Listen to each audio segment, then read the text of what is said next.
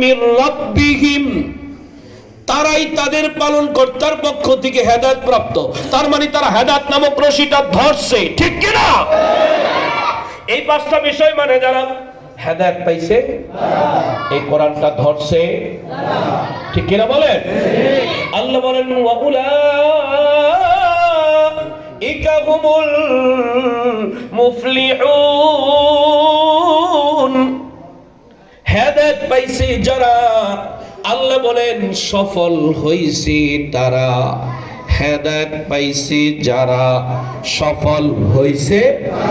এরপরে যদি প্রশ্ন করেন সফল কারা, আল্লাহ বলেন ফামান যুহজিহা আনিন নার ওয়া উদখিলাল জান্নাতা ফাকাদ ফাস। আল্লাহর চির কষ্টের ঠিকানা জাহান্নাম।